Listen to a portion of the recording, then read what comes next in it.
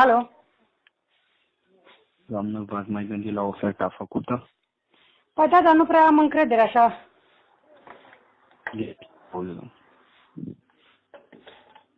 Eu mă gândesc, dar ce oportunități am eu? Eu v-am spus, spuneți-le la încheiator că se află la noi fetele. Unde? Adică la noi? Crezi că pe mine mă ia în serios ea? Nu știu, eu nu știu ce să zic. Dacă fetele s-ar luat, Nu înțeleg. deci eu nu știu ce să zic, dar fetele sunt la noi. Noi am fost complici cu Dincă. Sunt mai mulți aici, nu contează, au fost mai mulți. Deja noi o rețea, noi facem parte dintr-o rețea.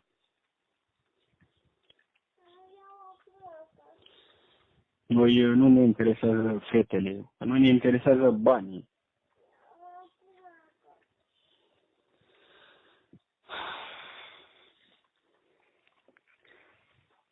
Deci v-am spus, vă mai gândiți. Păi o să le spun, o să vorbim. Da.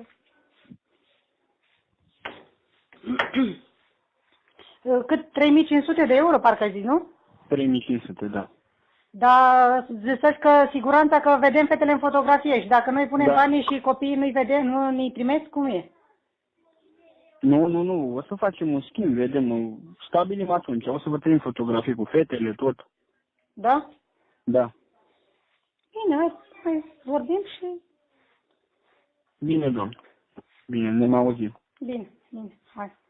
La revedere. Alo? Alo, doamna, ați vorbit cu părinții fetelor? Păi eu sunt mama lui Alexandra. Am înțeles. Am vorbit, da. Suntem de acord.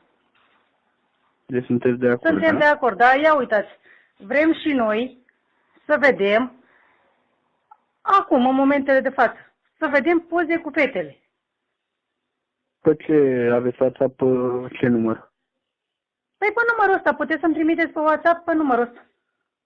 Am înțeles, am să vă trimit câteva poze. Așa, ca să fim și noi siguri să... Da, domnul. Da. Să le auzăm și noi, să le vedem, să... Da. Așa voi face. Vă trimit poze și la mă stabilim locația și... Bine, haideți, trimiteți poze și vorbim după aia, da? Bine. Bine.